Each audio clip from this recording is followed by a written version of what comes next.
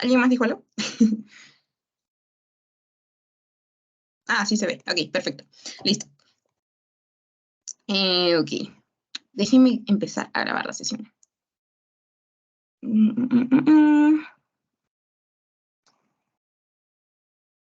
Grabar. Listo. Ya estamos grabando. Estamos al aire. Creo. Grabar.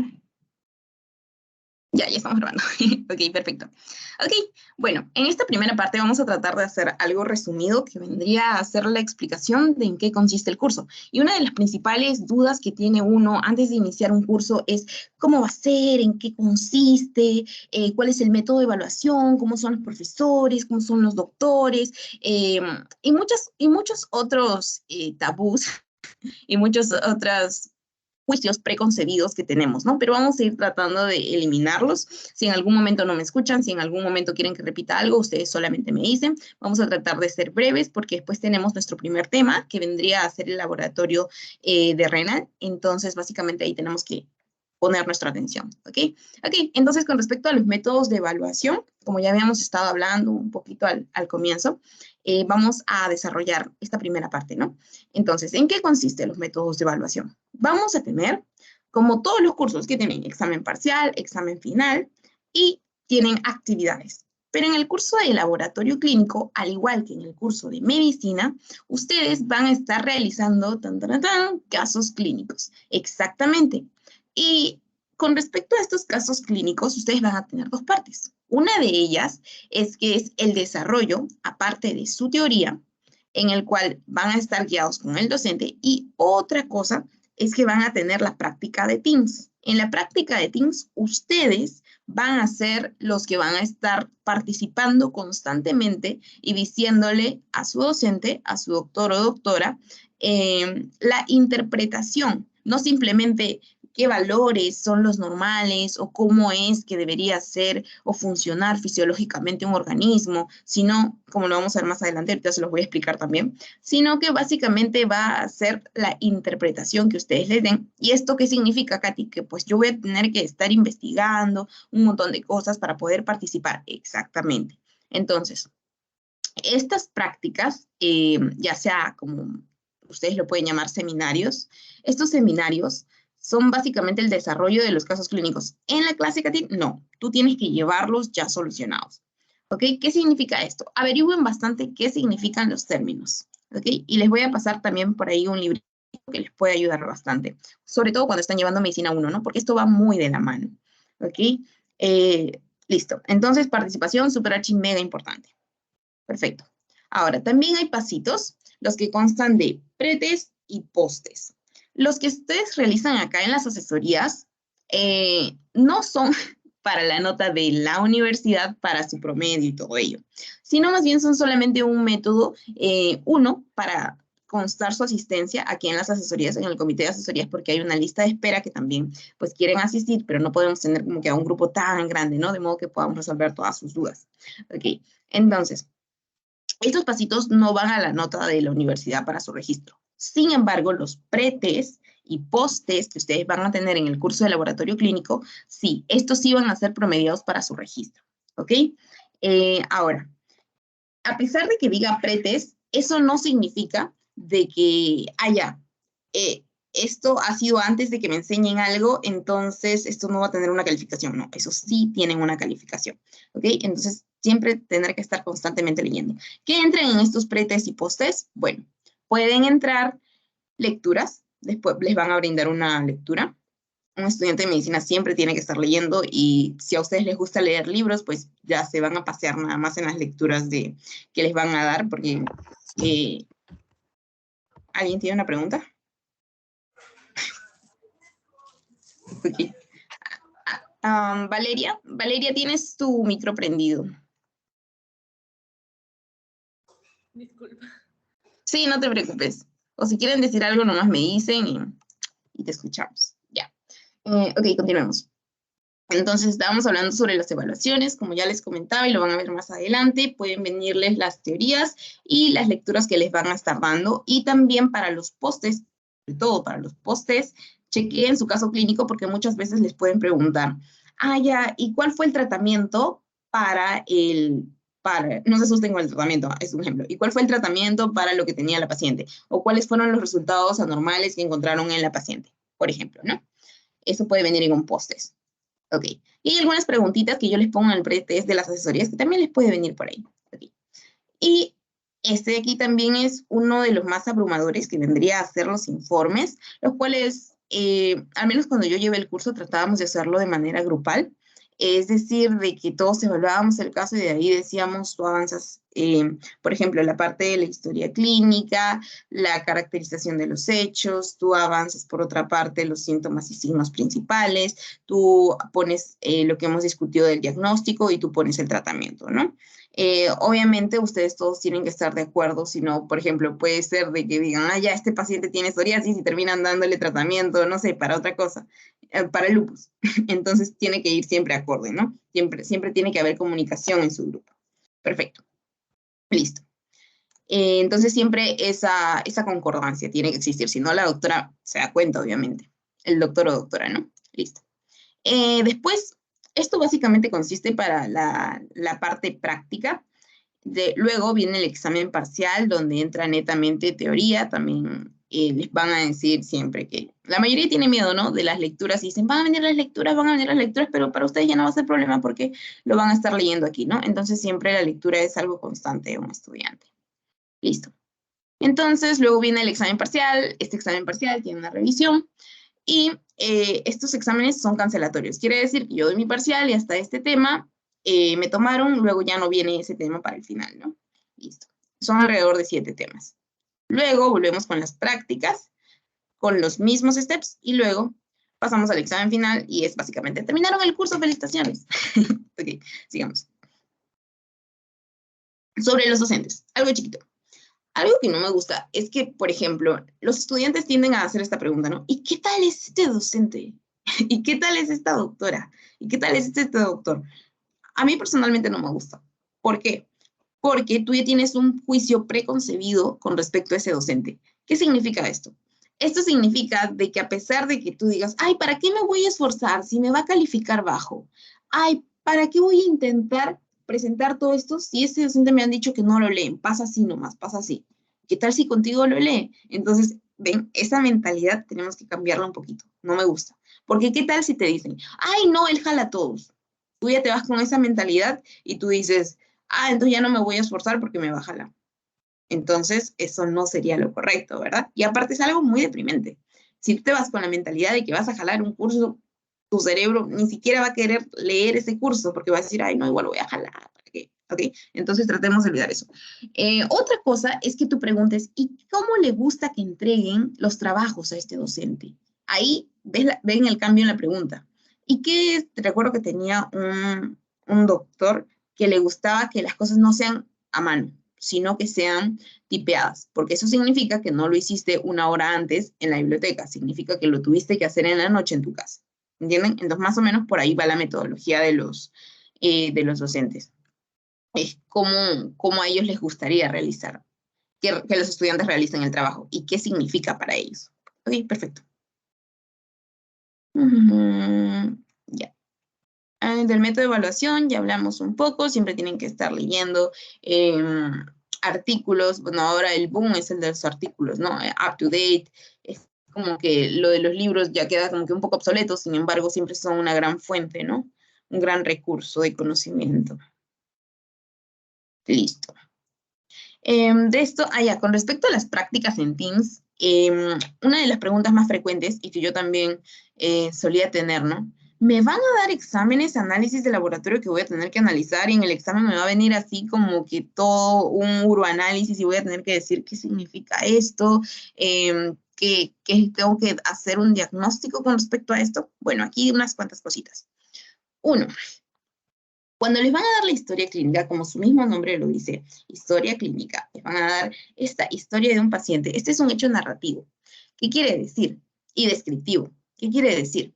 De que en la primera parte van a tener datos, van a después en Medicina 1 ver la parte de filiación y todo ello, todas las partes de la historia clínica, pero esto no solamente es que en tu historia clínica están tus exámenes de laboratorio. Están incluidos, sí, pero los exámenes de laboratorio no son un todo, son una parte son un examen auxiliar, son un examen de ayuda al diagnóstico para muchas veces confirmar lo que el médico estaba pensando. Ok, yo creo que este paciente tiene una puño percusión lumbar positiva. Entonces, por ahí puede ser de que tenga una pielonefritis. Entonces, le voy a hacer un examen, un laboratorio renal, como íbamos a ver, ¿no? Por ejemplo. O veo que este paciente tiene una coloración amarilla de la piel. También veo que este paciente tiene esta fascie. Veo, o sea, ustedes van analizando todo. ¿Y dónde se describe eso? En la historia clínica. En la parte les van a dar una sección en la que se encuentra justamente la distribución por órganos y sistemas y van ahí a encontrar órganos como fanelas, anexos como piel y faneras, también van a encontrar el área de respiratorio, el área de cardiovascular. Entonces ustedes van a ir tomando esos datitos que ustedes pueden ir agrupando para acotarlo a su mentalidad de una patología en específico, ¿no? De acuerdo a lo que el paciente esté manifestando. Entonces, ¿cómo lo van a ustedes plasmar? ¿Cuál va a ser su prueba objetiva? Pues justamente estos análisis, ¿no? Por ejemplo, ese paciente puede haber estado, el que les mencioné de la piel amarilla, ya puede ser que esté presentando transaminases elevadas, bilirrubinas elevadas, y eso ¿dónde lo van a ver? En el perfil hepático, ¿no? Como van a ver más adelante. Entonces, listo. En el examen voy a tener que estar poniendo el significado de todo esto. En el examen es más teórico. En la práctica sí van a tener que estar analizando esta clase de exámenes, esta clase de evaluatarios. Sin embargo, no es único. Como les dije, no es un todo, es una parte de. El examen de laboratorio que les dan es como la última parte, bueno, en el último slide del caso clínico, solamente como para comprobar su suposición, su presunción diagnóstica, ¿no? Listo. Ok, listo. Ok, como les comentaba, el examen de laboratorio que les dan y los casitos que les ponen es más o menos así.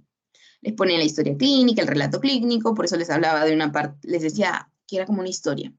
Y hay una parte descriptiva, como les decía, hay una parte cardiovascular, respiratoria, abdomen, osteomuscular. Entonces ustedes van agrupando signos y síntomas que a ustedes les parecen resaltantes y dicen, esto no es fisiológico, esto es patológico. Entonces, si esto es patológico, si el paciente empieza a sentir latigazos así, si empieza a sentirse mareado, si empieza a tener muchas más manifestaciones de origen cardiovascular, pues entonces vas a ir a ver, ay, este paciente puede haber tenido, por ejemplo, una angina de pecho, puede haber tenido un infarto, ya se ha querido desmayar, o entonces tú ya te vas más por el lado cardiovascular, ¿no? Y empiezas a decir, si he tenido un infarto, tengo que ir a ver las troponinas, tengo que ir a ver, y empiezas así, tu mente empieza a jugar, ¿ok? Listo. Entonces les van a dar así, básicamente, esto también es tomado de los TIMS, y pueden ver acá en el hemograma, por ejemplo, un examen de sangre, dependiendo de lo que tenía el paciente, ¿no?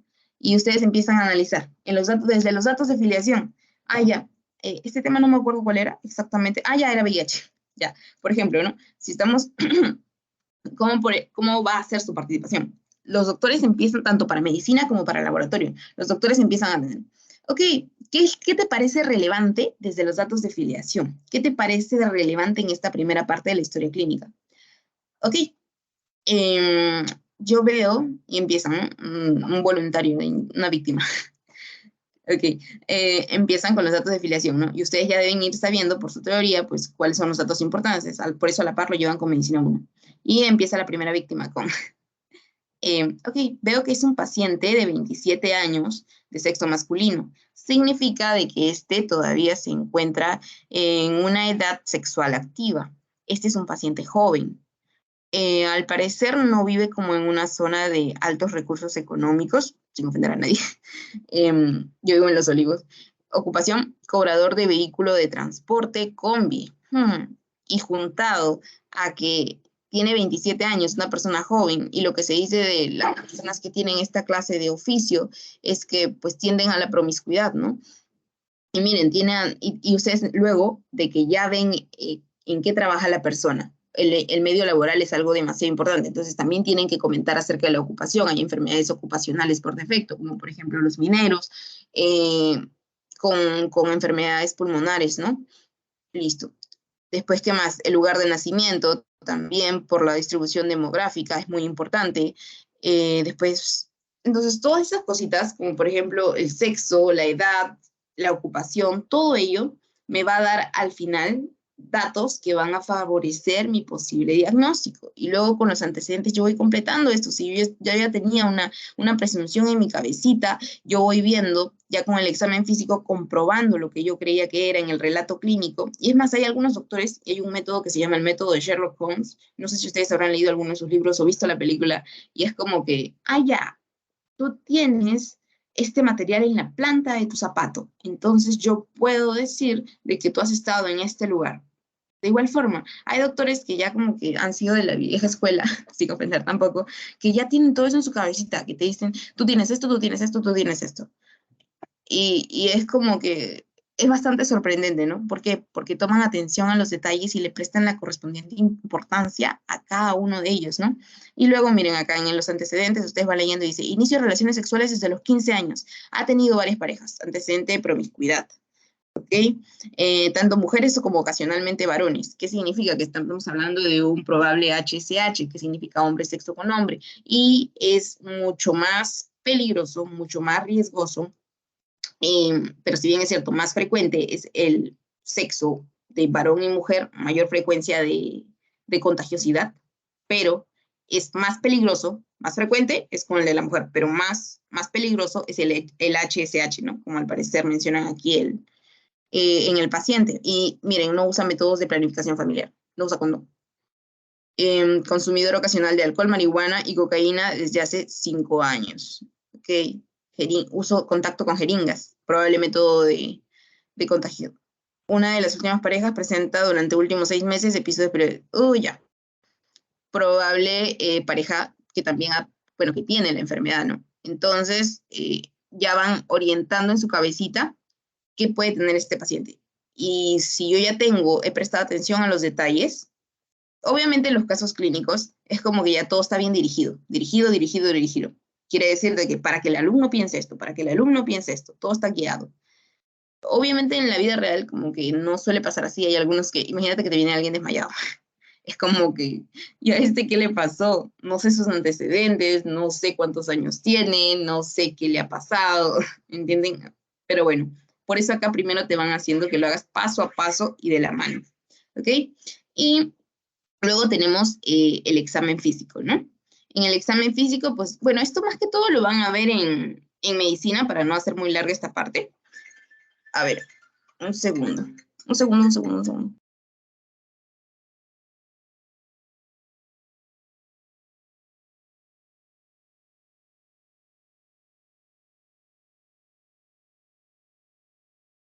Ya, perdón, mil disculpas, mil disculpas. Ok, entonces, como les estaba comentando, esta parte lo van a ver más en la sección de medicina. ¿Y qué es lo que pasa? Aquí en el examen físico, como su mismo nombre lo dice, ustedes van a hacer la parte más en la que desarrollan más su acuciosidad en sus sentidos. ¿Cómo así? Por ejemplo, lo que está haciendo el doctor acá, la parte más de la percusión, el tacto, un poco más de la auscultación, ¿no? Entonces, todos sus sentidos enfocados a esto, su visión, su audición y todo ello relacionado justamente a la búsqueda de algo que no es normal. Y de ese modo empiezan a hacer la descripción. Ahora, por ejemplo, en el primer tema, ¿no? Como lo vamos a ver en renal. A través de este examen físico pueden realizar la exploración de una puño percusión lumbar o los puntos renoureterales. Eso es examen físico. ¿Ok? Listo, para determinar la positividad o negatividad de estos, ¿no? Y bueno, en el examen de laboratorio, bueno, lo vamos a ir desarrollando básicamente en el sentido de ver rangos superiores, inferiores, es decir, el rango normal, si están por exceso, si están por defecto, y si están por defecto o por exceso, ¿qué significa esto? ¿Hacia dónde me conlleva esto? ¿Por qué están elevados o por qué están disminuidos? ¿Ok? Listo. Entonces, ¿qué es lo más importante? Es la interpretación que yo le doy a este examen de laboratorio. Ok, listo. Creo que hemos empezado ocupando bien este tiempo. ¿Tienen alguna pregunta con respecto a esta primera parte del tema? ¿Todo bien? ¿Todo entendido? ¿Todo claro? ¿O hubo algo que no se entendió? Ustedes solamente me dicen y yo respondo. O si no, damos inicio con la primera parte. Perdón, con la parte de enfermedad renal. No sé, siguen ahí, se aburrieron. Esta parte en realidad es la más importante, la interpretación del examen del laboratorio, porque como les pongo por acá, ustedes no solamente le van a decir al paciente, ok, tu creatinina debería estar en tanto, en tanto. Y ya, la botas. No, ¿verdad? Y si a ti te dijeran eso, pues tú te sentirías como, ¿qué es eso? Te vas directo a Google y Google te dice que tienes cáncer. No, ¿ok? Entonces, ¿qué es lo que pasa? La explicación es lo que valoran los pacientes. Cuando tú te vas al doctor, te gusta que te expliquen. ¿Y qué significa si no sigo el tratamiento? ¿Y qué pasa con estos valores? ¿Y qué pasa si siguen aumentando? ¿Y qué pasa si no lo trato a tiempo? Entonces, esa explicación es algo muy valioso y preciado para ellos, como para toda persona que quiere que lo traten con ese sentido de humanidad y esa empatía, ¿no?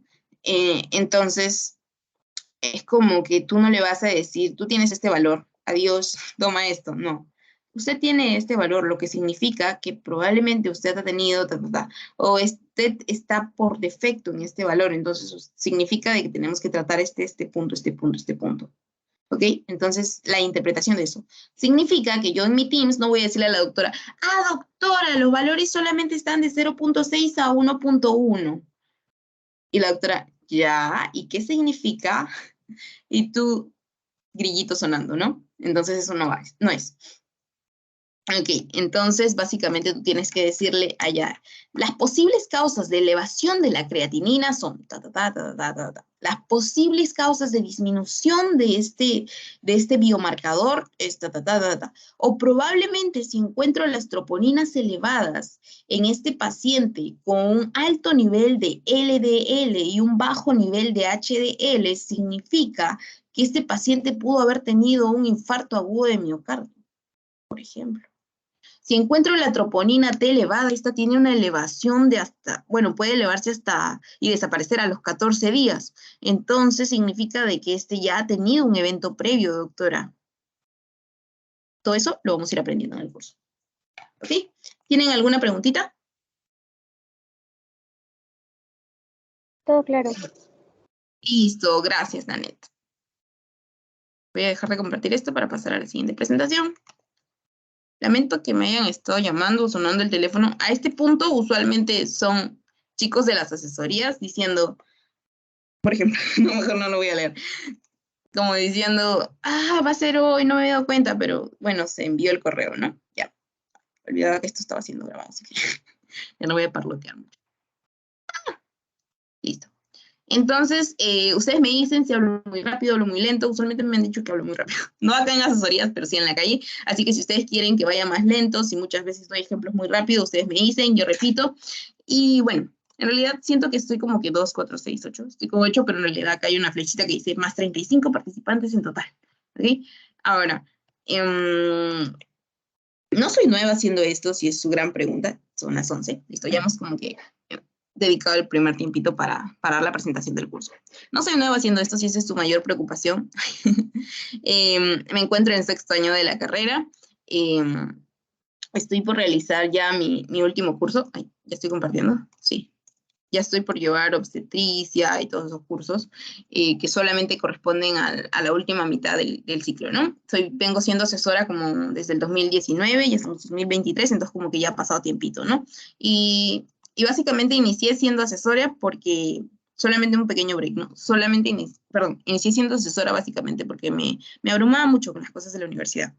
Y no me gustaba muchas veces cómo era estoy grabando, ya no importa, cómo era la metodología de enseñanza. Entonces, era como que trataba de descubrir cómo yo misma podía aprender sin turbarme. Y recuerdo que eran tiempos muy críticos para mí, mis primeros ciclos de la carrera, no por sacar malas notas, sino porque me sentía muy triste, tenía un sentimiento constante de tristeza, porque no me sentía satisfecha. Siempre he sido una persona muy autoexigente, entonces era como que siempre tenía este sentimiento. Pero con el tiempo uno ya va aprendiendo, con la ayuda de Dios fue encontrando fortaleza y, es como que ya van a ver que así como dicen, el tiempo lo cura todo. Yo les recomendaría que siempre tengan un sentido de fortaleza, encuentren ese sentido de fortaleza, que no sean su enamorada, su enamorado, porque son cosas pasajeras. No les voy a predicar, pero bueno, yo soy cristiana, entonces como que simplemente encontré refugio en Dios y de ahí intenté buscar su fuerza, ¿no? Pero bueno, ya. Dejar de compartir, no. ¿Ya pueden ver mi pantalla? Sí. Pregunta. Listo, perfecto. Gracias, Nanet. Vamos a ver si está ahí. Mari Carmen, ¿estás ahí? Hola. Ay, sí, acá estoy. Ok, gracias, Mari Carmen. Perfecto. Listo. Entonces, bueno, vamos a dar inicio con esta segunda parte. Son las 11 en punto. Y esta va a ser la agenda que también ya les envié, junto con el material de hoy, que vendrían a ser las generalidades, marcador de función renal y enfermedades renales. Ok, el más buscado. Ok, lo buscamos vivo o muerto. Listo. Ok, vamos a dar inicio. Ok, la ubicación del riñón. Obviamente, cuando hablamos de enfermedades renales o laboratorio de enfermedad renal, ¿quién va a estar enfermito? El riñón. Entonces, si alguien viene y te dice, doctor, me duelen los riñones, ¿no? Porque ellos siempre dicen así, doctor, me duelen los riñones. Y ni modo, pues que tú vas a decir, ay, el riñón está por acá, por acá. No, obviamente no, hasta el paciente sabe dónde está el riñón. Entonces vamos a dar, como así mismo dice, generalidades, vamos a repasar un poquito de dónde está nuestro riñón, qué hace el riñón, por qué es importante que haga eso, y esa clase de cosas. Ok, entonces el riñón. ¿Dónde se ubica? Tiene una ubicación retroperitoneal, detrás del peritoneo. Ok, a nivel de la vértebra dorsal, D12, y la lumbar, L3.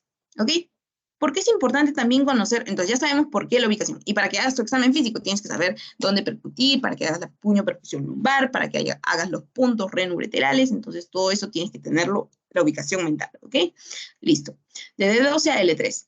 ¿Para qué debo saber el tamaño, longitud, ancho y el grosor de 12 por 6 por 3? Porque, por ejemplo, que tú estás tomándole una ecografía a tu riñoncito y tú dices, ok, este riñón está de 20 por 10 por 15, está perfecto, ¿no? Para pulirte, dices, sí, está muy bien, pero en realidad tú sabes que las medidas son otras. Entonces, por ejemplo, creo que acá les pongo un dibujito. Ahí están, sí.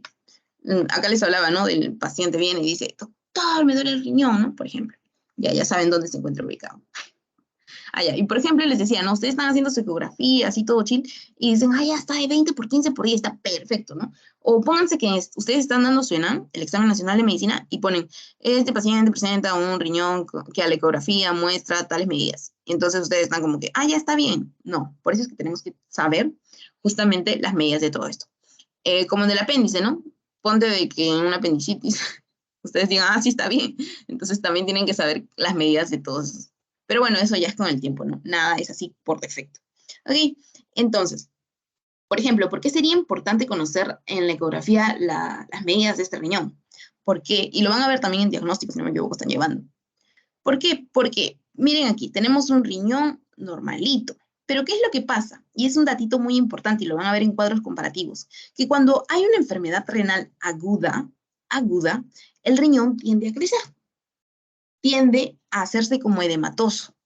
Pero cuando hay una enfermedad renal crónica, que se perpetúa en el tiempo, este va a empezar a hacerse más chiquito, chiquito, así como un viejito, como dejas los pies en el agua y se pone arrugado, así, ya, así como lo pueden ver en la imagen. Se hace más pequeño, disminuye en tamaño. Pero cuando es agudo, este aumenta su tamaño, ¿ok? Y este vendría a ser uno normal, ¿no? Entonces, básicamente por ello es importante conocer las medidas, ¿no? Por ejemplo, listo. Porque aquí ya este no ha tenido capacidad de justamente de poder reconstituirse. Aquí un problema agudo, acá un problema crónico. Se ha perpetuado en el tiempo. No ha superado la fase de reconstrucción, por ejemplo. Ok. Peso. El peso es de 150 a 170 gramos. Obviamente un niño más grande va a pesar más. Allá. Y la unidad funcional, pregunta de básicas, pues es la nefrona. Y hay aproximadamente 1 millón de nefronas por cada riñón.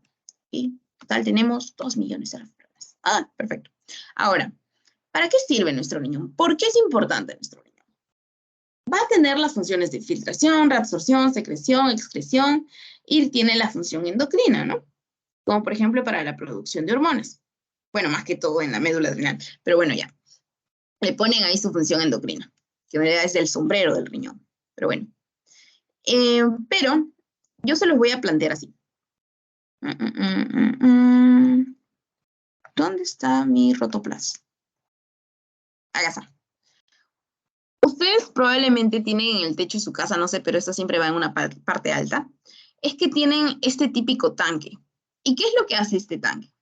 Filtra la cochinada del agua, ¿no? Filtra, no la cochinada, filtra bacterias, filtra todas las partículas, filtra, bueno, no todas, cierto tamaño de partículas, ¿para qué? Para que justamente el agua que está pasando sea retenida aquí, solamente dejando en el filtro el sedimento, ¿no? O sea, aquello que no puede pasar para que tú supuestamente tengas agua limpia y esa agüita ya va a tu caño, tu ducha, con la que te bañas, con la que lavas tus alimentos, ¿no? Entonces, ¿qué hace? Estos filtros tienen una gran importancia, porque imagínense de que estos filtros no estarían. Entonces el agua estaría contaminada. Y de igual forma, nosotros necesitamos un filtro en nuestro organismo. Y este filtro que nosotros vamos a tener va a ser justamente nuestro, bueno, parte de esta función la va a tener el riñón principalmente, ¿ok? Entonces siempre me ha gustado verlo así.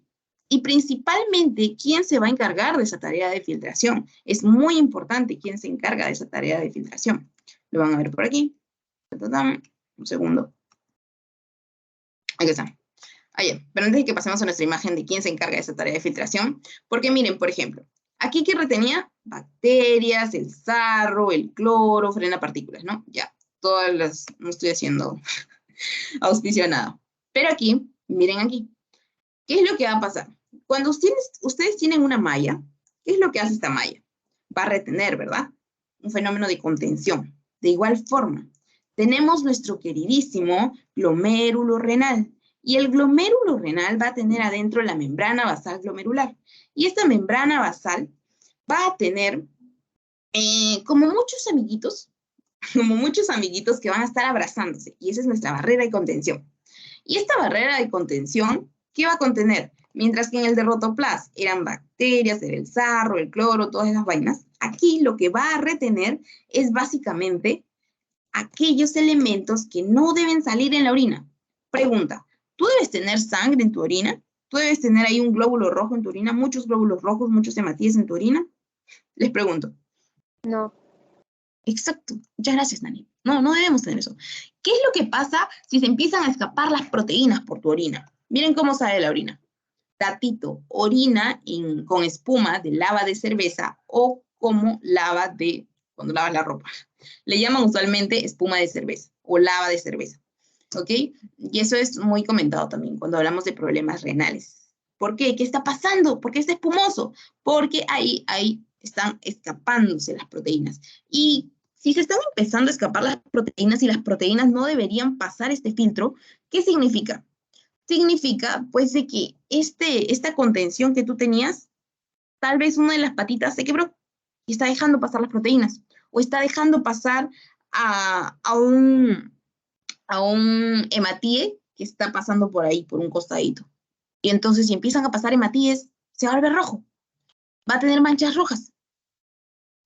Puede tener una micro o una macro, dependiendo de cómo salga, y puede empezar a pigmentar la orina. ¿Ok? Micro o macrohematuria. ¿Ok? Entonces, sigamos. Con respecto a esta orina, ya les dije, se llamaba orina como en lava de cerveza o como en la basa de tina. Ahí está, la basa de tina. Listo. Ok, entonces les voy a presentar a mi... ya. ¿Y qué es lo que pasa si tú te quedas sin proteínas? Ahorita les voy a explicar con el término médico de todo, no se preocupen, primero quiero que tengan esta idea, este concepto. ¿Y qué es lo que pasa si tú te quedas sin proteínas en el organismo? No es que literal te quedes sin proteínas, pero es que va a haber un escape de proteínas, y ustedes saben que las proteínas, al fin y al cabo, son las que van a dar esta presión coloidosmótica, la cual es muy importante para el equilibrio de Frank Starling, el equilibrio entre la presión hidrostática y la presión coloidosmótica, la cual es dada ¿por quién? Por las proteínas, principalmente ¿por quién? Por la albúmina. ¿Ok? Ese es muy importante. Principal transportadora de la sangre, ¿ok? No lo olvidemos. Perfecto. Y la de mayor cuantía también, ¿ok? Entonces, ¿qué es lo que pasa? Empiezas a tener estos cuadros. El más grave, anasarca. Miembro inferior por efecto de la gravedad, esto se llama edema. Lo que ustedes pueden ver aquí, acá vemos un pie edematoso, acá vemos justamente por efecto de la gravedad este edema en nivel de miembro inferior, y esto se llama signo de Godet. Cuando tú realizas la presión con tu dedito en miembro inferior de la persona y queda una huella digital, ¿ok? porque justamente esto está como un colchoncito, porque no hay dentro de tu organismo, en tu medio interno, un equilibrio entre esta suma de presiones, de fluidos corporales, ¿ok? Eso es muy importante. La ley de los fluidos corporales, de los líquidos corporales, es mandada, designada por Frank Starling.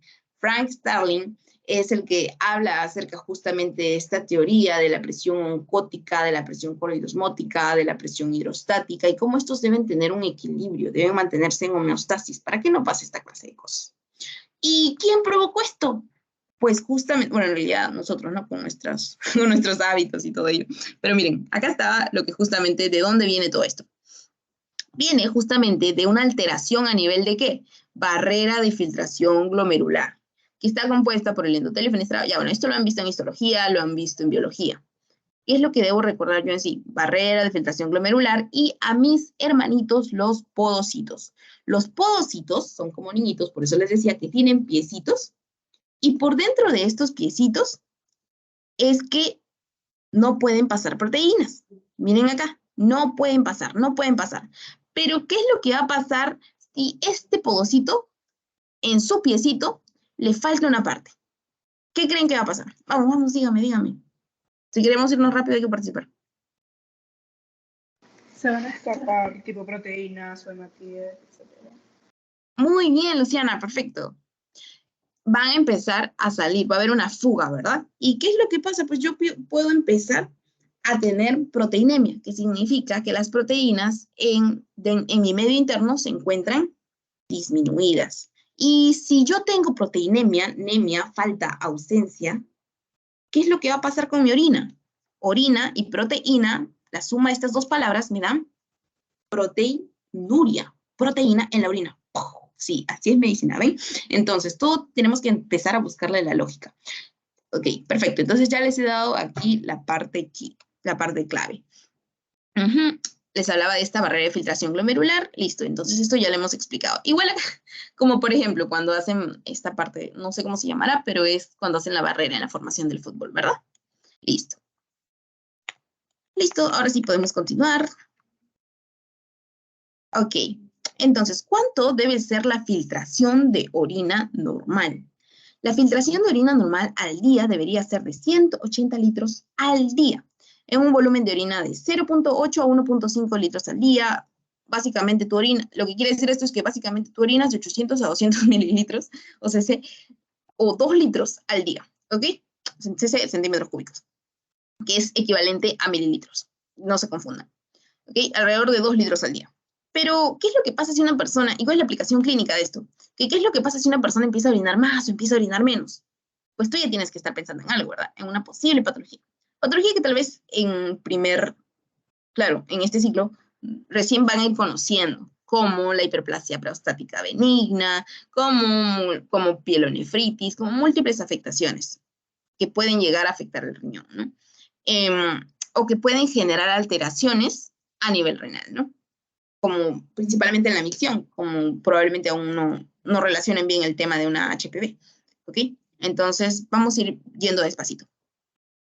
Ok, entonces en la aplicación clínica les decía de que para qué nosotros tenemos que considerar una de las funciones más importantes del riñón, que era la filtración, pues porque justamente, ¿por qué yo podría estar orinando más o por qué podría estar orinando menos?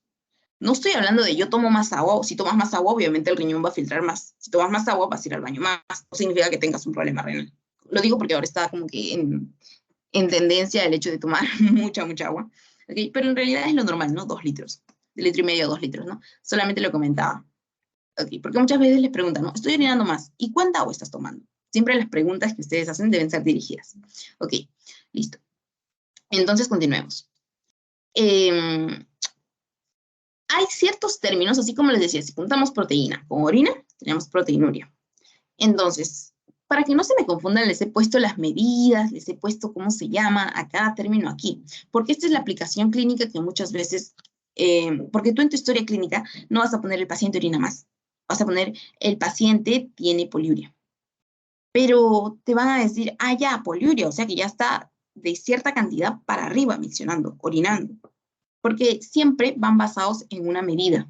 No simplemente así al tacto es esto, no. sino siempre va acompañado justamente de estos datitos, ¿no? Alrededor de estos datos. Listo, entonces por aumento, es decir, por exceso y por defecto, ¿no? Poli significa muchos, bastantes. Uria, orina, entonces orina mucho. Del mismo nombre, sáquenlo para que no se hagan bolas. Poliuria significa que tiene una diuresis alrededor de más de 2500 cc en 24 horas. Oliguria. Decimos que el pueblo se basa en una oliguria, gobierno de uno. Entonces hablamos de una diuresis disminuida, menos de 500 cc en 24 horas. Porque recordemos que antiguamente se decía que era de 500 a 1500. Pero ahora ya hablamos de valores de 800 a 2000 milímetros, ¿no? Perdón, mililitros. Okay. Y anuria, ¿qué significa el prefijo a? Significa sin, ¿verdad? Ok, y uria, orina. Entonces, sin orinar. Una persona no orina. Pero no es que no orine, sino que tiene una diuresis de menos de 100 cc en 24 horas. ¿Por qué en 24 horas? Todo es medio en 24 horas. Van a ver más adelante, todo es medio en 24 horas. ¿Ok? Es por ello de que muchas veces le decían, orinen, llena tu botellita de cuánto orinas en 24 horas y luego la traes mañana al seguro o así, como lo han podido tal vez observar en sus familiares. Ok, ¿todo bien hasta aquí? ¿Podemos continuar? ¿Todo bien? ¿Sí? ¿Están ahí, chicos?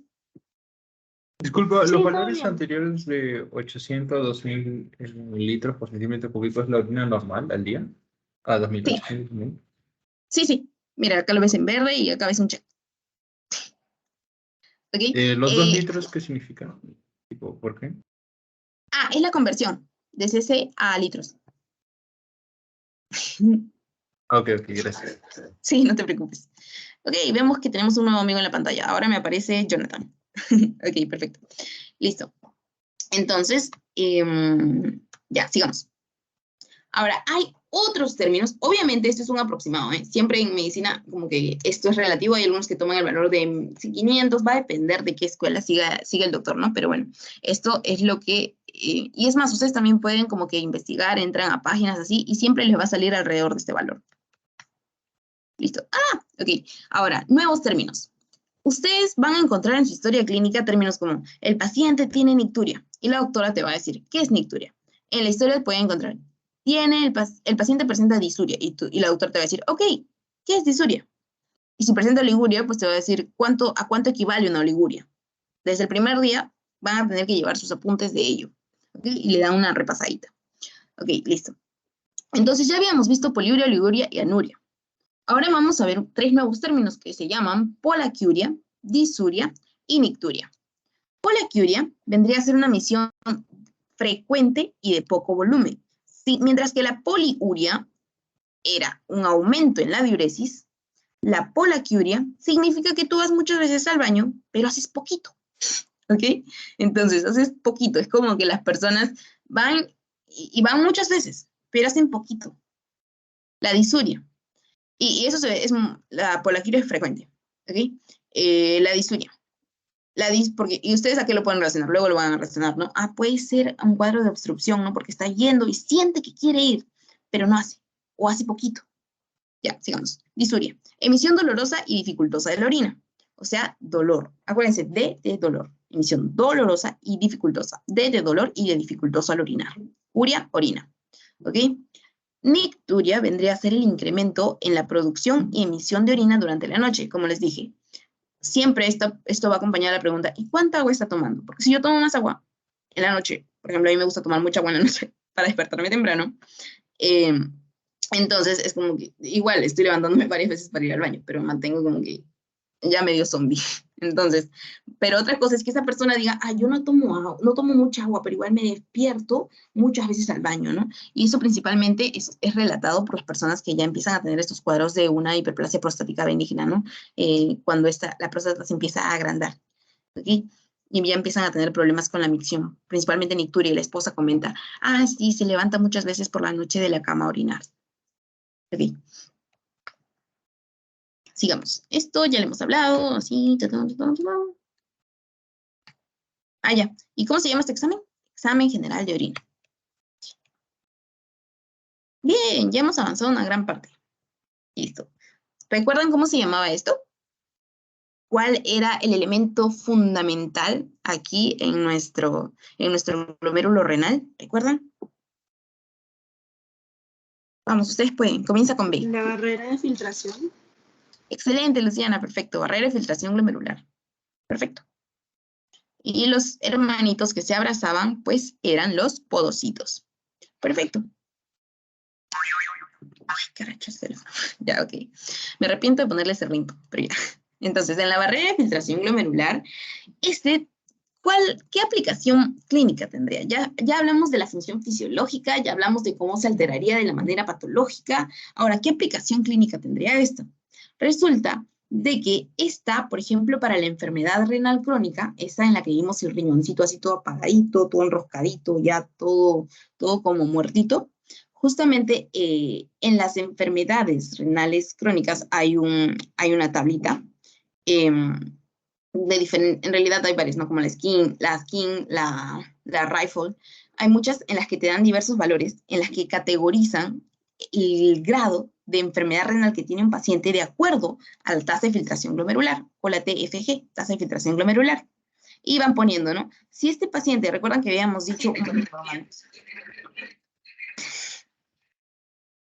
Ok, Danae, ¿tienes alguna pregunta? Ok, lapsus. Recuerdan que habíamos hablado de un valor normal de tasa de filtración glomerular al día. Ok, pero ¿qué es lo que pasa si este riñón empieza a filtrar menos? Filtrar menos, filtrar menos. Como que está viendo un fallo en su función, ¿verdad? ¿Y qué es lo que pasa si este falla en su función por mucho tiempo? Si este se perpetúa en el tiempo, como hablamos desde un comienzo, pues significa de que este ya no se encuentra en una etapa aguda, sino se encuentra en una etapa crónica. Y si ya se encuentra en una etapa crónica en la que no se había detectado previamente, recién la persona ya va cuando su riñón ya no puede filtrar, pues eso significa que la graduación, que la categoría de su enfermedad va a estar pues mucho más elevada, ¿no? Y hasta con un posible fallo renal. Lo que les he explicado resume este cuadro. Entonces, resume este cuadrito, ¿no? De acuerdo a la categorización de este. Porque justamente por la perpetuación de esto en el tiempo, cronicidad. ¿Ok? Listo. Entonces, esta tablita nos sirve para justamente categorizar la enfermedad renal crónica de acuerdo a qué? A la tasa de filtración glomerular. ¿Ok? Entonces, eso es importante. Ok, sigamos. Y siempre fíjense los factores de riesgo. ¿Qué factores de riesgo tiene un paciente, no? Por ejemplo, si hablamos de si es un paciente hipertenso, si es un paciente diabético, pues obviamente estamos hablando con un paciente con problemas a nivel arterial. Ay, se me fue el nombre. A nivel vascular, ¿ok? Y ustedes saben de que los vasos, pues obviamente son los que se encargan de transportar la sangre y muchos otros oligoelementos. Entonces, estos van a ser un factor muy importante porque el flujo sanguíneo renal también, bueno, de eso vamos a hablar más adelante, así que no quiero como que saturarlo mucho. Ok, ignoren esta parte que les acabo de comentar. Quiero que sea algo como que práctico para el día de hoy. Listo. Entonces, sigamos. Entonces, básicamente el resumen de eso era, fíjense los factores de riesgo, ¿ok? Factores de riesgo. Aparte, el riñón recibe como que el 20% del gasto cardíaco. Así que imagínense, es muy importante. Entonces ya habíamos hablado justamente de la tasa de filtración glomerular y hay diversas pruebas que van a darles este TFG. Muchas pruebas. Y hay muchas fórmulas. Principalmente tenemos, por ejemplo, la de Cockcroft-Gault. ¿Y qué pasa con esta? Como que es algo larga. ¿Y ustedes creen que en pleno 2023 las personas van a estar ahí como que con su libreta y así como que poniéndose a calcular y el celular?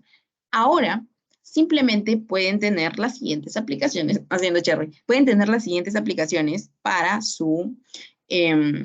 que puedan calcular justamente la tasa de filtración glomerular, ¿no? La estimación del filtrado glomerular o la CKD-EPI, lo que les hablaba al comienzo, la MDR, el Cockcroft-Gault, como están aquí, ¿no? Pueden haber muchas de estas. Y simplemente ponen calcular tasa de filtración glomerular y les sale. Es más, mi doctora en medicina 1 nos dijo, busca tal en internet y nos salió, ¿no? Y es ahí como me enteré de que estas estaban literalmente online, ¿no? Y no es como que en la teoría que tienes que estar así, tengo que aprenderme toda esta fórmula, ¿ok? Sino que esto ya te lo da y esto simplifica el trabajo. ¿Ok? Entonces, ahora, las pruebas de función renal. Vamos a verla ahora para que no se me aburran. Ya. Ok, tratemos de avanzar. Entonces tenemos muchos motivos por qué evaluar la función renal.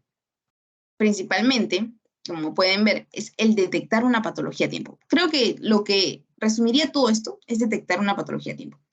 Porque si detectar algo a tiempo. Porque si tú estás aún así tomando un tratamiento y quieres saber si este está funcionando, igual necesitas seguir realizando pruebas, ¿no? Necesitas seguir realizando una monitorización de que esto está yendo bien, ¿ok? Entonces, por ejemplo, hay muchos fármacos que también tienen el daño de la función renal. Entonces, igual necesitas monitorizar para luego justamente ajustar la dosis de acuerdo a esto, ¿ok? Entonces, siempre se tiene cuidado en ello. Entonces, básicamente resumiría en esto en detección temprana, pero igual le pueden dar una leidita. Lo resumo así en una frase para que ustedes lo... Ahora, ¿en qué casos debo evaluar la función renal? Aquí van a verlo en relación, en realidad esto no está preguntado, pero igual por si acaso se los pongo justamente como les hablaba el daño vascular, como pueden ver aquí, ¿no? Con factores de riesgo, o con personas con factores de riesgo, como por ejemplo con personas con diabetes mellitus. ¿Por qué? Porque ustedes saben de que estas personas pues tienden... la glucosa a nivel de la tan importante barrera de filtración glomerular puede ser nociva. Y al ser perpetuada con el tiempo, ustedes saben que la diabetes no es una enfermedad de un día, es una enfermedad crónica, ¿ok? Y no tiene cura, se controla. Al igual que la hipertensión, no tiene cura, se controla. Habíamos hablado de justamente de que de que el gasto cardíaco que el riñón recibía era alrededor del 20%, no alrededor, el 20%. Entonces, este problema vascular está bastante conectado, ¿no? Y aparte, ¿quién es el órgano que se encarga de controlar a largo plazo la presión arterial? Pregunta de fisiología, el riñón. Podemos tener muchos tipos de controles, ¿no? Desde el cerebro, el encéfalo, los vasoreceptores, todos ellos, pero a largo plazo, el riñón. Entonces, este riñoncito puede llegar a sufrir problemas porque una persona tiene hipertensión arterial no controlada a lo largo del tiempo. ¿Ok? Listo. Ya les hablé de cómo el azúcar mata el riñón, cómo la glucosa mata el riñón, cómo la alta presión también daña el riñón, perpetuada en el tiempo, pueden tener problemas renales. La diabetes mellitus también va a tener problemas micro como macrovasculares, ¿no? Ahora, enfermedades autoinmunes, también otro punto importante. ¿Por qué? Porque, a ver, ¿qué es lo que pasa? Cuando tenemos una enfermedad autoinmune, se forman unos inmunocomplejos. Estos inmunocomplejos son como pequeñas acumulaciones, como pequeños cúmulos, que se van posando sobre una superficie. Y se empiezan a generar problemas, se empiezan a generar destrucción. Si esta es mi membrana basal glomerular, y viene un inmunocomplejo, se posa, válgase decir que estos son formados justamente por la falta de tolerancia o la reactividad a lo propio, o falta de tolerancia, que básicamente es lo mismo, es que empieza a atacarse. Hay muchos complejos que ustedes habrán conocido por inmunología, como el complejo MAC-quinasa, o que la C3A, que la C3B, ya, todos ellos, o por opsonización, ya, todo eso que ustedes han conocido principalmente, estos hacen por MAC, ¿no? Hacen como un agujero que explota, ya. El punto es que destruyen, no es necesario que recuerden esto. Se destruye esta barrera de filtración glomerular, no por todos lados, perdón, no en todo en su conjunto, pero sí por todos lados, ¿no? Por donde se vayan depositando estos inmunocomplejos. Al igual que otra enfermedad que es por depósito de inmunocomplejos, que vendría a ser el lupus eritematoso sistémico, ¿no?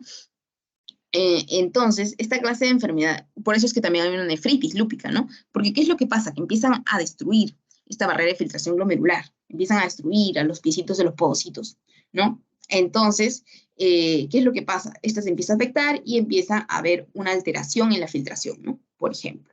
¿Ok?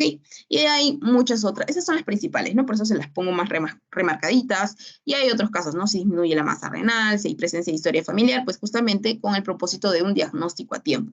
Edad avanzada, también para prevenir problemas renales, o porque muchas veces las personas de edad avanzada tienden a tomar estos fármacos por mucho tiempo que pueden llegar con el tiempo justamente dañar el riñón, ¿no? Infecciones sistémicas también, infecciones del tracto urinario, muy importante en este caso, una nefrolitiasis, ahí van a aplicar justamente sus puños, su PPL. Obstrucción del tracto urinario inferior también en el examen físico lo pueden ver, pero lo confirman con un examen de laboratorio, y la toxicidad por fármacos, como habíamos hablado, ¿no? Listo, sigamos. Ahora sí, veamos los marcadores de función renal y cuáles son. Déjenme ver la hora. Ya, ok. La tasa de filtración glomerular. Ah, y fue una pregunta de pasito en mi ciclo. ¿Cuáles de los siguientes fue tasa de filtración? Es un marcador de la función renal. ¿Ok? Entonces, ojito. Tasa de filtración glomerular, como por ejemplo, también la creatinina, el BUN, la relación BUN-creatinina, la cistatina C, el examen general de orina, los electrolitos urinarios y las pruebas que evalúan la participación renal en el equilibrio ácido-base. ¿Cómo resumo esto? Todos aquellos que involucran la función de, básicamente, orina. ¿Ok? Pero no todos estos son justamente tomados por medio de la orina. ¿Ok? Porque el que sí es analizado en su orinita, pues es el examen de, el EGO, ¿no? El examen general de orina, donde pueden evaluar proteínas, donde pueden evaluar distintos elementos, el pH de esta, si está muy ácido, si está muy base, y esto le puede decir muchas cosas. Ok, sigamos. Ok, obviamente la creatinina no les van a estar sacando en el de orina, ¿no? Sino les van a hacer un examen de sangre. Ustedes no, descuiden. Ok, sigamos. Aquí algunos datos con respecto a la tasa de filtración glomerular. De estas fórmulas ya hemos hablado. Ahora, del que no habíamos hablado era el de la creatinina. Ok, este también va a ser un marcador útil para determinar la filtración glomerular. ¿De qué tan bien está trabajando mi riñón? De cómo está trabajando este. De si está filtrando, ya sabemos cuál es el valor normal del filtrado. Entonces, si yo veo de que mi filtrado ha disminuido, obviamente ustedes no lo van a ver físicamente, pero tras las fórmulas y todo ello, pues entonces va a ir relacionando con un motivo, una causa, una razón. Sin embargo, también hay motivos por el cual se pueden aumentar o disminuir, como por ejemplo, si tú eres una persona que realiza bastante ejercicio, obviamente tu creatinina va a estar un poquito más elevada, porque tú tienes más masa muscular. Mientras, como lo pueden ver en la imagen, mientras que si la creatinina va a la caída, pues lo podemos encontrar más en personas que tienen una dieta vegetariana, por eso acá les pongo una lechuga, ¿no? Y también va a tener que ver con enfermedades crónicas como la malnutrición, el cáncer. ¿A qué voy con esto? Y se los pongo de manera general. Porque la creatinina es un marcador. ¿Qué quiere decir esto? Cuando tú resaltas algo en una lectura, tú quieres indicar que algo pasa ahí. De igual forma, cuando hablamos de marcadores en el organismo, tú quieres señalar que algo está pasando ahí, ya sea por exceso o por defecto. Y bueno, tienes que saber de dónde viene este. Ponte de que yo te digo, la albúmina está fallando, y tú dices, sí, está bien, está fallando, el corazón está mal. No, ¿verdad? Porque ¿quién produce la albúmina? Luego van a ver en el laboratorio de enfermedades hepáticas que la albúmina es producida en el hígado.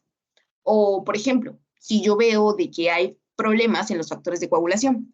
Sí, el corazón está mal, el problema es en los factores de coagulación. No, no es producido por el corazón. Los factores de coagulación también son producidos por el hígado, por ejemplo.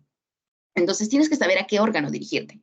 Entonces, cuando hablamos de creatinina, ya sabemos entonces en qué podemos estar pensando, en qué órgano podría estar afectado. Y básicamente la alteración vendría a estar en la filtración glomerular. ¿Ok? Listo.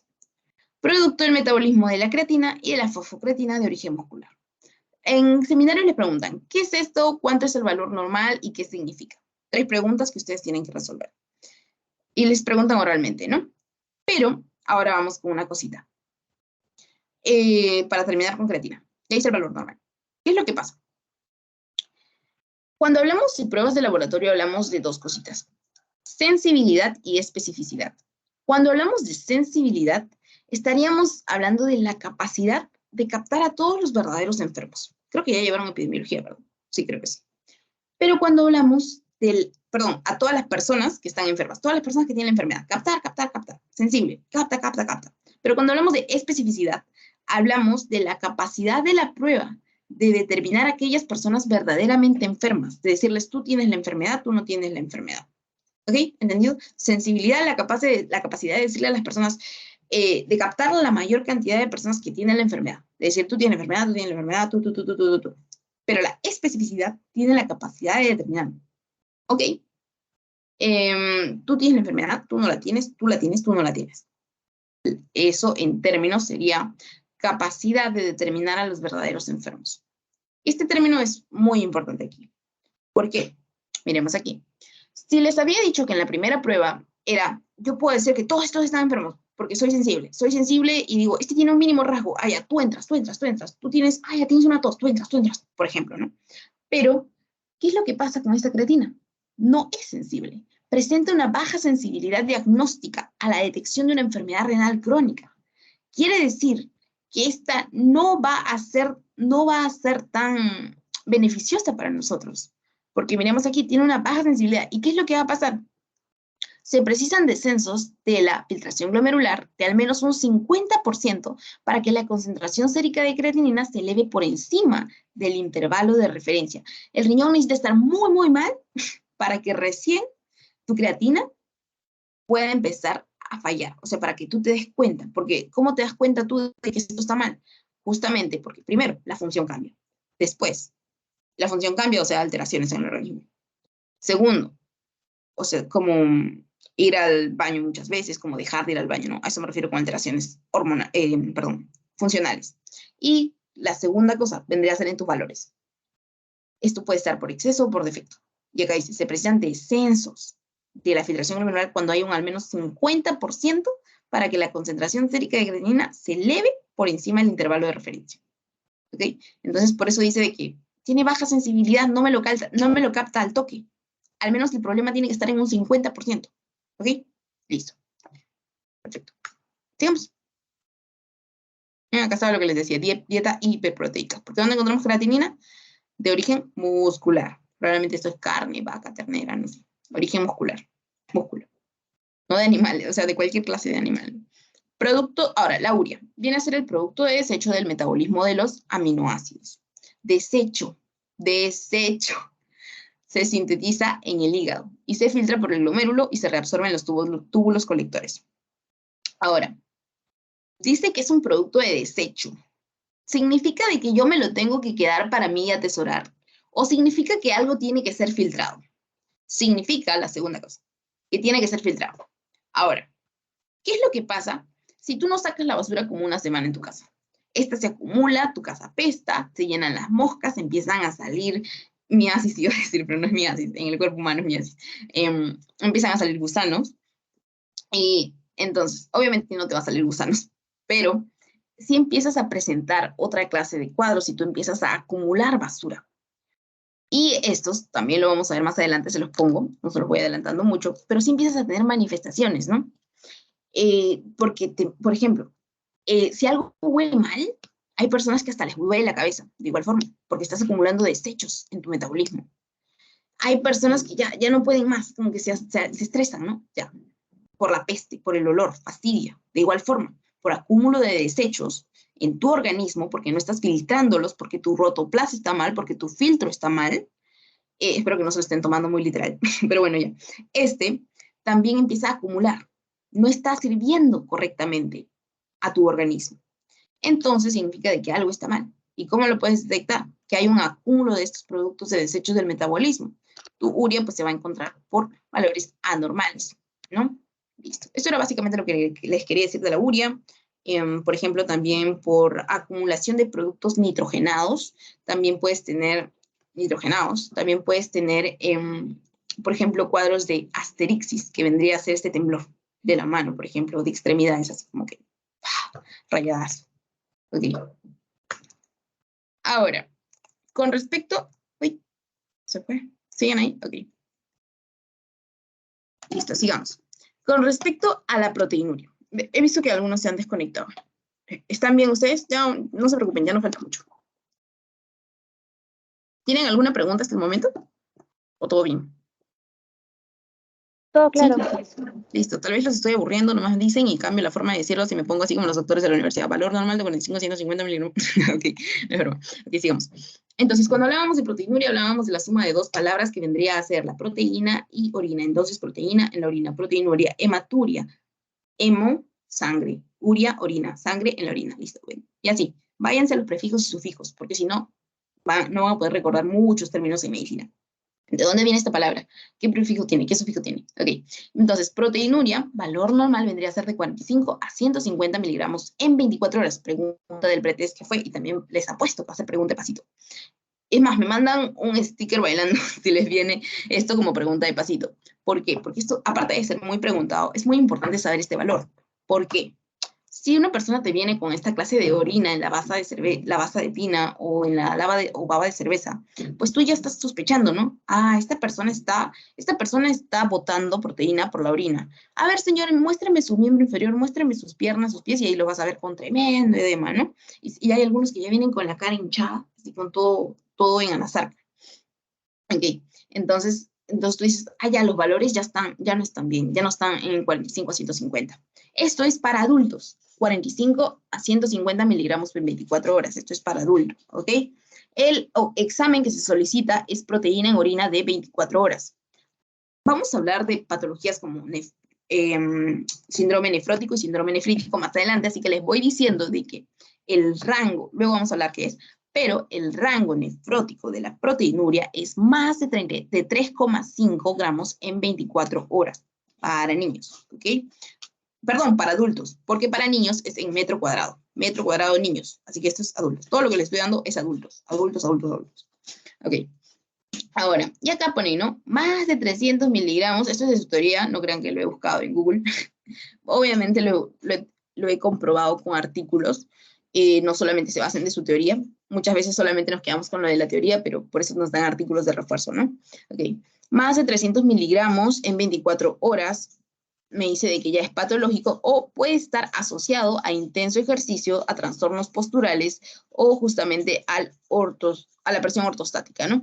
Ahora, así como hay ciertos, como acá habíamos visto, ciertos fenómenos fisiológicos normales que pueden tender a que la creatinina disminuya o aumente, también, con respecto aquí, en la proteína puede pasar lo mismo, ¿ok? Puede ser, si tú realizas un intenso ejercicio, también puede pasar, o por trastornos posturales, pero bueno, esto no es tan preguntado, ¿no? Solamente para que lo tengan así como que de referencia. Otra forma de cuantificar esto vendría a ser a través de cruces. 1 cruz, 2 cruces, 3 cruces, 4 cruces. O en miligramos. Nosotros solemos usar los miligramos, ¿no? Miligramos. Gramos o miligramos. Pero hay otros que lo utilizan como 1 cruz, 2 cruces, 3 cruces, 4 cruces. Y es más, hay personas que saben cuánto es 1 cruz, a cuánto equivale 2 cruces. Hay personas que tienen todos esos datitos, obviamente en tablas, no en su cabecita, pero lo tienen como referencia, ¿no? Porque va a depender de cómo es el sistema de trabajo en ese lugar. Proteinuria, y también si desean les puedo mandar una tablita, no quería como que complicarlos tanto, pero también hay tablitas de cuánto equivale cada cruz, a qué rango. Ok, proteinuria transitoria fisiológica, lo que les comentaba, por ejemplo, en fiebre, ejercicio físico, y se llama el examen, pues justamente la cuantificación de la proteinuria en orina de 24 horas. Y cuando empieza a fallar esto como dejando filtrar proteínas, pues hay daño justamente a nivel de la barrera de filtración glomerular. Ok, esto es básicamente características cualitativas de la orina. Obviamente tiene que tener el nombre correcto, tiene que ser conservada apropiadamente. Son datitos, nada más. Con respecto al examen general de orina, el EGO, va a ser evaluado en la parte física, en la parte química, va a tener un sedimento, dentro de los cuales el sedimento es una de las partes más importantes. Cuando ven una orina que tiene mucho sedimento, dentro de ellos leucocitos, hematíes, cilindros, cristales, anótenlo, se llama telescopado. Sedimento telescopado fue pregunta de pasito para mi ciclo. Entonces, básicamente ello. Después, ¿qué más? En la parte química van a ver si este es un pH ácido, si este es un pH básico, si hay glucosa en la orina, si hay glucosuria, como lo vamos a ver más adelante también, o si en las características físicas tienen alguna alteración, ¿no? También recordemos que para yo empezar a detectar que algo es patológico, debo conocerlo fisiológico. Si esta debe ser pura, transparente y no tener manchas. Muchas veces hay fármacos que dan una coloración rojiza a la orina. Si tú comes una beterraga, también va a tener una coloración rojiza. ¿Ok? Entonces, si tú comes, por ejemplo, algo que pigmente, tu orina va a tener esa coloración. ¿Ok? Entonces, siempre teniendo cuidado con ello. Muchas veces hasta tiñen las heces. Ya. Pero aquí estamos hablando de orina. ¿Ok? Listo. Entonces, aquí les pongo un cuadrito resumen. Por ejemplo, si hablamos de glucosa, en la orina hablábamos de una glucosuria. Si hay orinas, perdón, y esto se debe a problemas en la alteración de la reabsorción tubular, porque recordemos que dentro de la primera imagen les había mostrado cómo estos filtros, cómo estos tubulis, es que también tienen esta acción. Dentro de ellas, la filtración, la reabsorción, tenía como 5 funciones. Ok, para ya no hacerla más larga. Hematíes, pues estaríamos hablando de hemólisis, de destrucción de estos hematíes al tratar de pasar la barrera de filtración glomerular. Podemos encontrar también, como pueden ver aquí, les pongo varios nombres de cómo estas células pueden salir, cilindros, cristales, ya. Dentro de estas también podemos encontrar bilirrubinas o urobilina, podemos encontrar acetonas, podemos encontrar nitritos, podemos encontrar muchas cosas en orina que pueden ser indicativos de un problema, como la orientación a un problema, porque tampoco podemos cerciorar que es ese problema, pero te orienta. Por eso es ayuda al diagnóstico. Y también acá les pongo una tablita de resumen de cuándo es ácido, cuándo es básico y cuándo de manera fisiológica y patológica estos pueden ser ácidos o básicos, ¿no? Listo. Ok, sigamos. Tum, tum, tum. Ahora, ¿recuerdan cómo les dije cuando la orina presentaba múltiples elementos formes como células, cilindros, cristales? ¿Recuerdan? Porque eso es pregunta de pasito. Si encontramos muchos cilindros, si encontramos muchas células, muchos cristales, ¿cómo se llama? ¿Recuerdan? ¿Es sedimento? Ya, sedimento y luego seguía telescopado. Telescopado. Perfecto, muy bien, Carlos. Pensé que no estabas ahí, no es broma. Telescopado, perfecto. Muy bien, listo. Entonces, vamos a ver estos elementos. Leucocitos. Va a ser patológico cuando hay más de 5 por campo. Y este está asociado, pues, justamente a procesos como de inflamación, infecciones, presencia de cuerpos extraños, como sondas, y catéteres, ¿no? Cuerpos extraños, a eso nos referimos. Entonces, ahí podemos encontrar leucocitos, y lo patológico es más de 5 por campo. Vamos a ir dando algunos datos precisos para que no nos ganen ahora, porque ¿quieres? No quiero aburrirlos, súper aburrirlos, ¿ok? Más que todo porque también hemos estado haciendo la primera parte. ¿Ok? Hematíes. Con respecto a los hematíes, lo normal vendría a ser menos de 2 a 3 hematíes por campo. Todo es por campo. Con respecto a los cilindros, estos vendrían a ser hialinos, dentro de lo normal de 1 a 2 por campo. ¿Qué es lo importante aquí?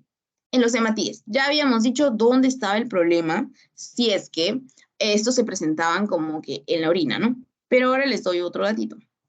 Si estos son isomórficos, si tienen la misma forma, y esto se los pone en la teoría, ¿no? Pero en realidad solamente por teoría, porque en realidad no lo preguntan mucho.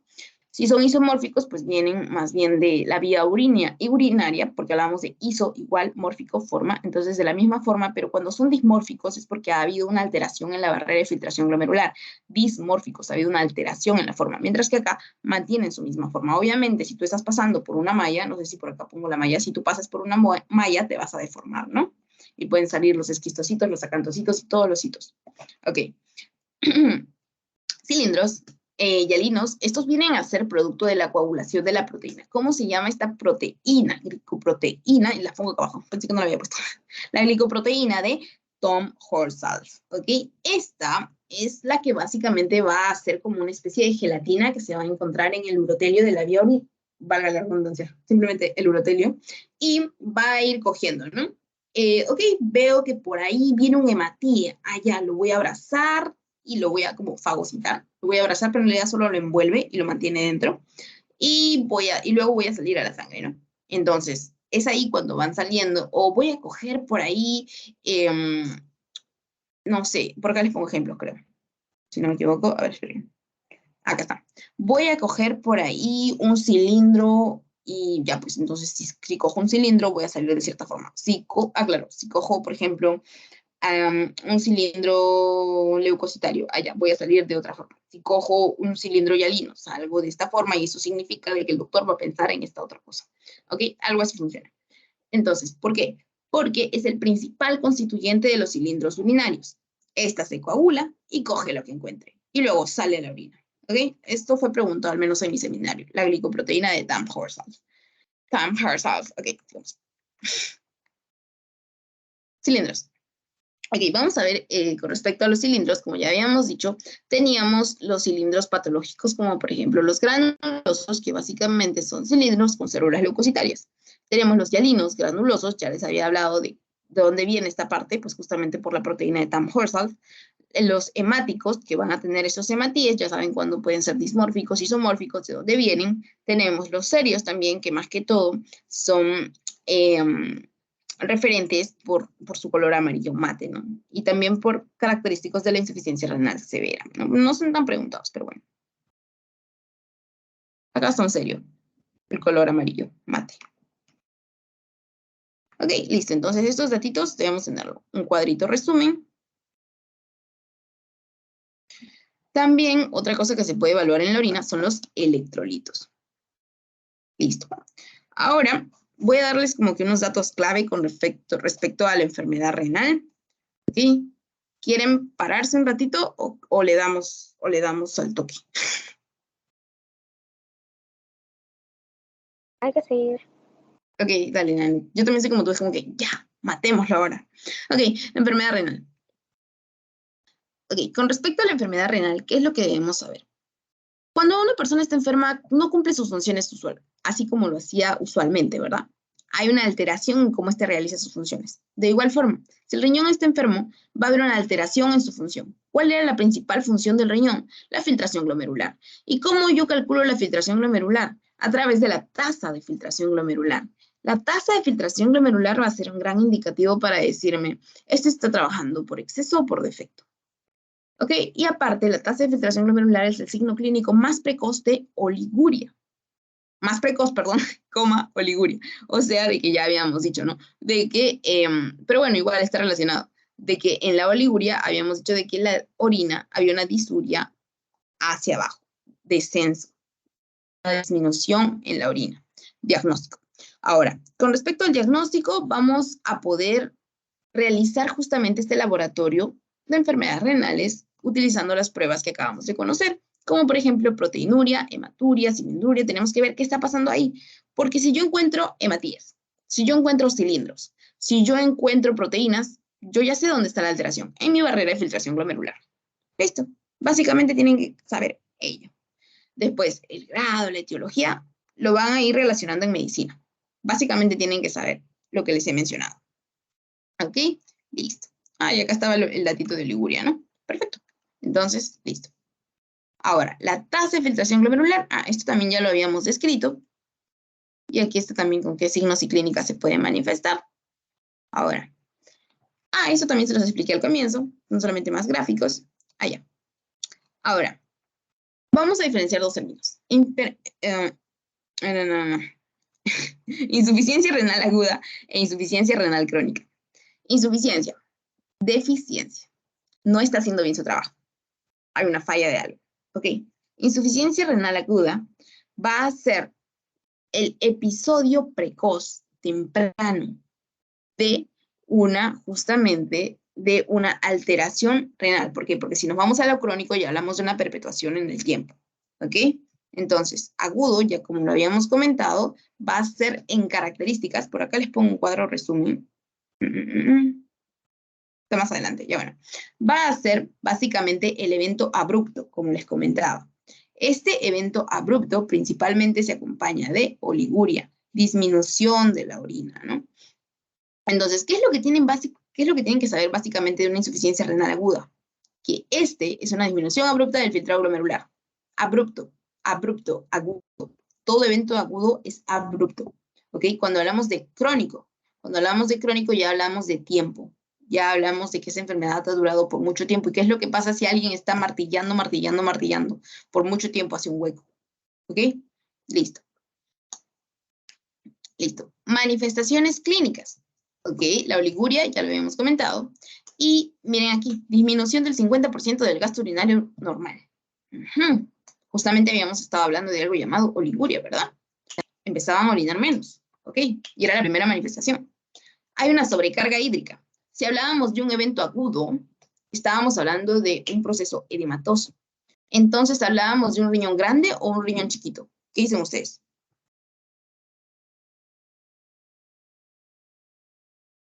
Vamos, no me fallen, lo repetí. En procesos agudos se agranda el Grande. riñón. Bien, muy bien, Jonathan, muy bien, Anet, grande. Perfecto, grande. Porque hablábamos de procesos crónicos así todo arrugaditos, chiquititos, ¿verdad? Perfecto. Listo. Entonces, esta sobrecarga hídrica hace que el riñón se haga más grande. Perfecto. Ahora, ¿qué es lo que pasa si el riñón me empieza a fallar? Hay una elevación de azoados, ¿ok? ¿Y qué es lo que produce esto? Como les había comentado. Esto es en menor medida, ¿ok? En menor medida que a nivel crónico, pero igual puede pasar. Alteración del estado mental. La persona empieza a orinar menos, está filtrando menos. Significa que igual va a acumular algo. Y supuestamente, no supuestamente, y lo que en realidad debería pasar es que tú orinas todos aquellos desechos, ¿no? Entonces, ¿qué es lo que pasa por esta elevación de azoados? Aquel producto del metabolismo que no se ha eliminado. Hay una alteración del estado mental. Les hablé de ese dolorcito de cabeza, náuseas, vómitos, hipoconvulsiones y asterixis. También puede haber trastornos electrolíticos. Recordemos que a nivel de los túbulos renales es que pasa justamente diversas, como pueden ver aquí en la imagen chiquitita, hay diversos elementos que están filtrándose, que están saliendo, que están reabsorbiéndose. Dentro de ellos justamente, por ejemplo, el calcio, el magnesio y muchos otros. ¿Ok? Entonces, pueden haber trastornos electrolíticos también. Lo van a ver más en medicina 1. ¿Ok? Listo. Y bueno, estos son síntomas más generales, ¿no? Astenia, dinamia, anorexia. Ojo, averigüen todos estos términos porque les pueden preguntar. Y además lo van a tener como parte de su vocabulario. Listo, entonces, ¿qué palabras claves debo recordar? Que para una insuficiencia renal aguda, hablo de agudo, hablo de un evento abrupto, súbito, hablo de un evento que se acompaña de edema, justamente por esta retención hídrica. Hay una retención hídrica y una sobrecarga hídrica. ¿Ok? Y esto también va a conllevar por la elevación de los azoados a una alteración del estado mental y la persona puede llegar a vomitar. Listo. ¿Qué es lo que pasa si este proceso perdura por alrededor de 3 meses o más? Hablamos, acuérdense de la temporalidad, son muy estrictos con eso. Esto ya vendría a ser un evento agudo abrupto. Pero si hablamos de esta clase de patología, pues hablamos de un evento crónico, ¿ok? Entonces, hay una alteración funcional que se ha perpetuado en el tiempo, entonces el riñón, miren los cálices renales, pobrecitos, están muy destruidos, ¿verdad?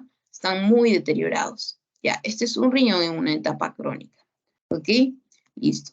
Entonces, aquí pueden ver una parte de la teoría donde la doctora pone, ya, independiente de la causa y o una tasa de filtración glomerular menor o igual a 60 milímetros por minuto. Manifestada por marcadores de daño renal. Manifestada por marcadores de daño renal. Por ello es importante conocer cuáles son nuestros marcadores de daño renal. ¿Ok? Listo.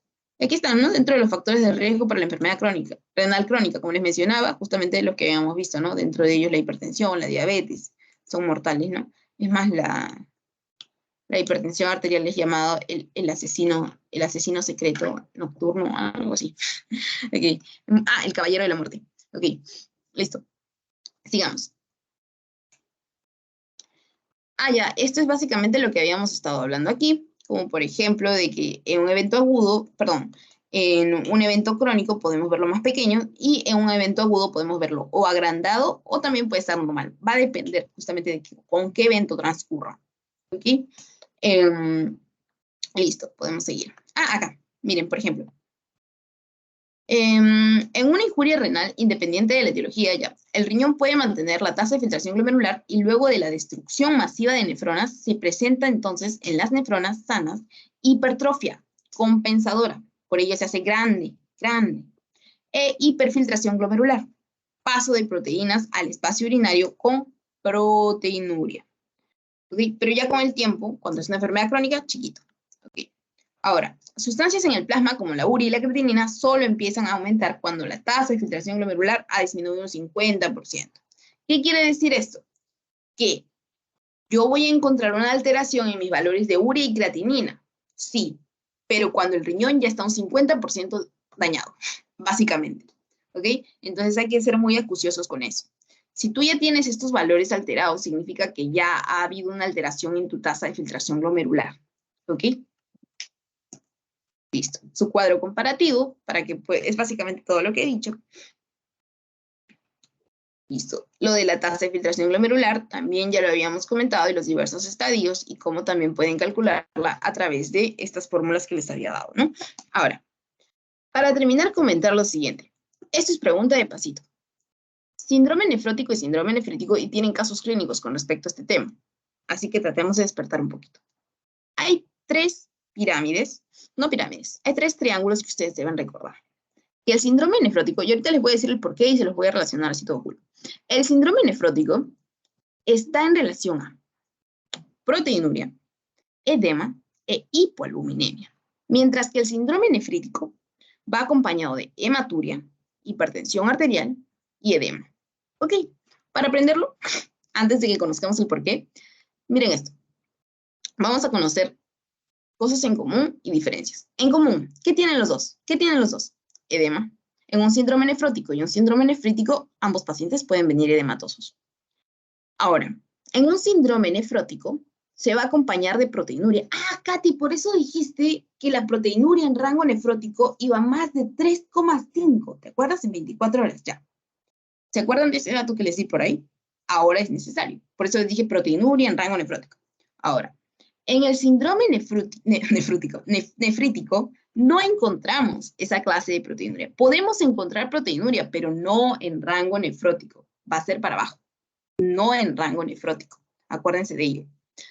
Y va a haber algo muy característico del síndrome nefrítico, que es la sangre, que es la hematuria. Nefrítico, acuérdense de ítico, o sea, yo me lo acuerdo como inflamación, nefrítico. Allá, si hablo de un proceso de inflamación, allá, entonces lo relaciono con la hematuria, sangre.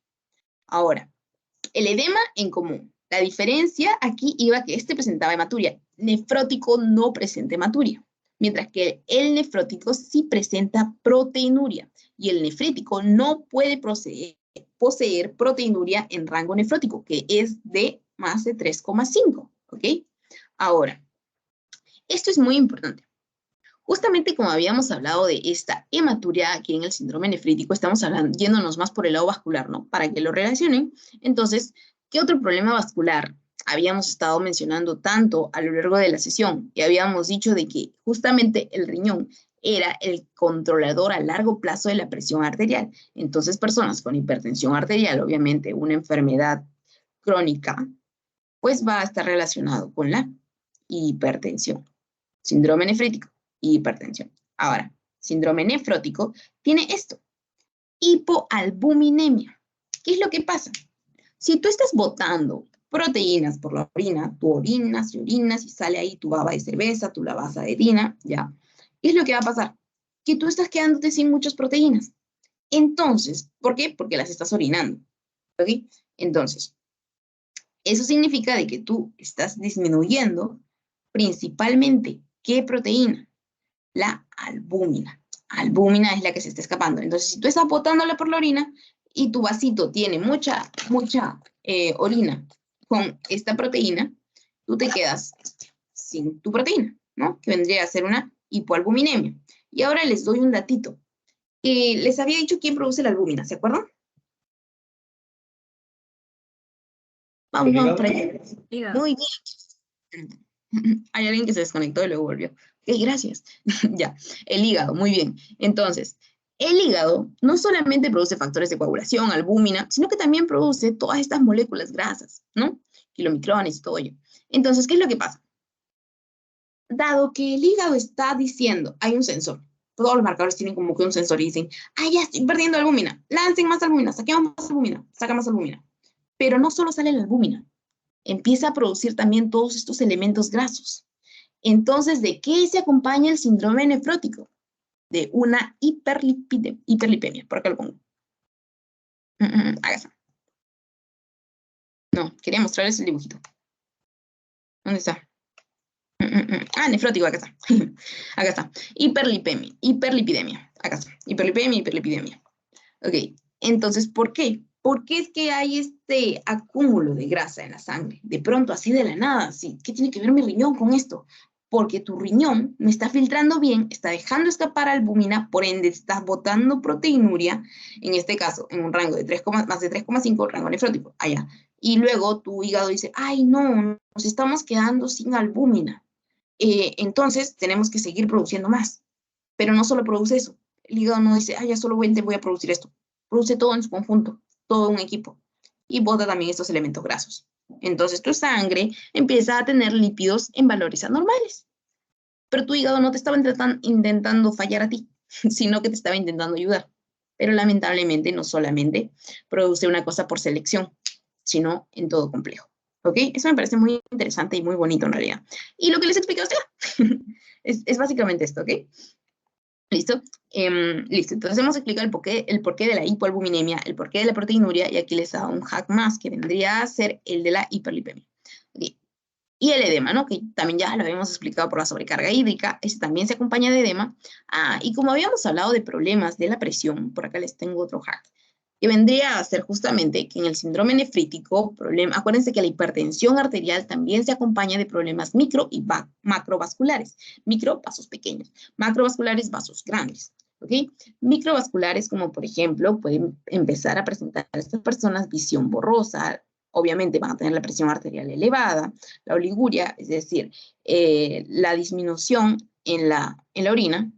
Van a presentar también anormalidad en los niveles del contenido nitrogenado por acumulación de esta, ¿no? Lo que conocemos como azotemia. La proteinuria, acá dice proteinuria, Katy, tú me dijiste que no había proteinuria en rango nefrítico. Les dije que al rango, que no puede tener proteinuria en rango nefrótico, ¿ok? No puede tener proteinuria en rango nefrótico, eso les dije. Y el rango nefrótico es más de 3,5, ¿ok? Listo. Y aquí está asociado. Listo. Aquí un poco de características, ¿no? La fascia botagada. Creo que por acá tengo la fascia botagada. Acá está. Esta es una fascia botagada. Y cuando viene ya a estar así todo, pensé que lo ponía por acá. Y esta fase, por acá tengo mi fase de... También nasarca. Acá está. Y esta ya vendría a ser la nasarca, ¿no? Este es el signo del calcifo o signo de Godet. Y esto, y la otra imagen era la de la nasarca, ¿no? Que es básicamente un edema generalizado, que también lo pueden encontrar. Ok, ¿dónde nos habíamos quedado? Acá, ya estamos por terminar, falta poquito. Listo. Ahora, esto de aquí ya lo hemos visto, cuadrito resumen. Acá está, hiperlipidemia, ¿por qué? Por compensación hepática por hipoalbuminemia. Listo, perfecto. Ahora, enfermedades.